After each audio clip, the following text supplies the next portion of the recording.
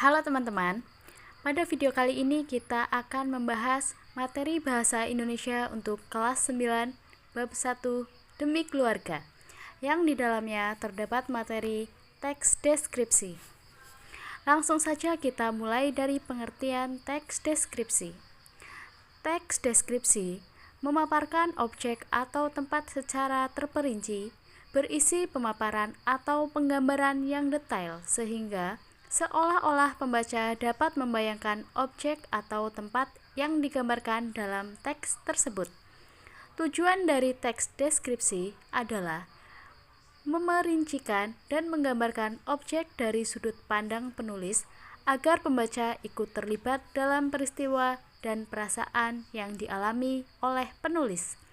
Sudut pandang yang digunakan dalam teks deskripsi adalah sudut pandang orang pertama. Yang selanjutnya, struktur teks deskripsi. Struktur dari teks deskripsi antara lain identifikasi, berisi nama objek yang dideskripsikan, lokasi, sejarah lainnya, makna nama, pernyataan umum tentang objek. Deskripsi bagian berisi perincian bagian objek tetapi diperinci berdasarkan tanggapan subjektif penulis. Simpulan berisi kesimpulan tentang objek yang dideskripsikan. Jenis paragraf berdasarkan letak ide pokoknya. Ada beberapa jenis paragraf berdasarkan letak ide pokoknya, yaitu paragraf deduktif, paragraf induktif, paragraf campuran, serta paragraf iteratif. Paragraf deduktif adalah paragraf yang memiliki ide pokok di awal. Paragraf induktif adalah paragraf yang memiliki ide pokok di akhir.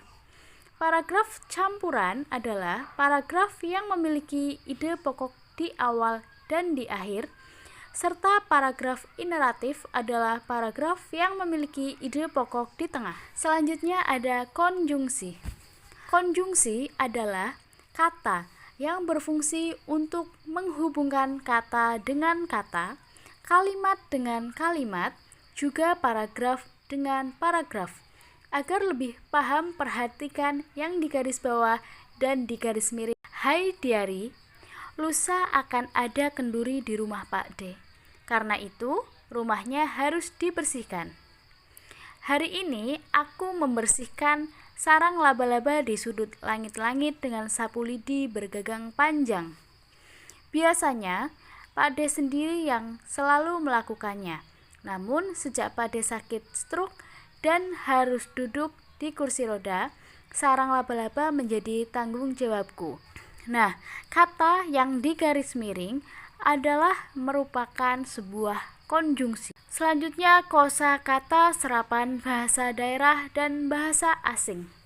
Dalam teks deskripsi, kita mungkin akan menemukan kosakata serapan dari bahasa daerah maupun bahasa asing. Contohnya, akad, angpau, butut, pangling, nyeri, dan sebagainya. Selanjutnya, kohesi dan koherensi. Nah, ini masih berkaitan dengan fungsi dari konjungsi yang sudah dibahas sebelumnya. Salah satu fungsi konjungsi adalah membuat paragraf memiliki kohesi dan koherensi. Kohesi adalah keserasian hubungan antara unsur yang satu dengan unsur yang lainnya dalam wacana sehingga tercipta pengertian yang apik atau koheren. Menurut Mulyono dan kawan-kawan, tahun 1997 dalam bukunya halaman 343. Sedangkan koherensi mengacu pada bagaimana tekstual seperti konfigurasi konsep dan hubungan yang mendasari sebuah teks saling berterima dan berkaitan.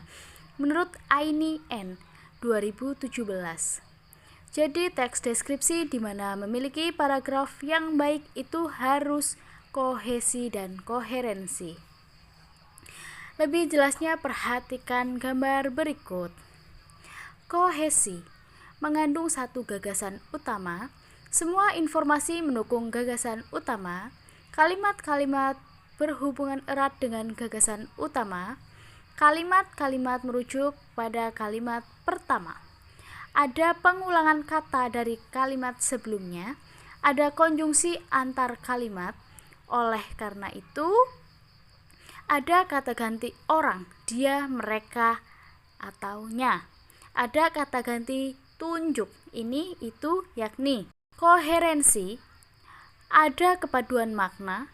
Makna kalimat berikut berkaitan dengan makna kalimat berikutnya. Ada pengulangan makna informasi pada kalimat berikutnya. Kalimat kedua dan kalimat selanjutnya selalu berkaitan. Nah, terima kasih, itu dia materi kelas 9 bab 1 demi keluarga yang di dalamnya terdapat materi teks deskripsi.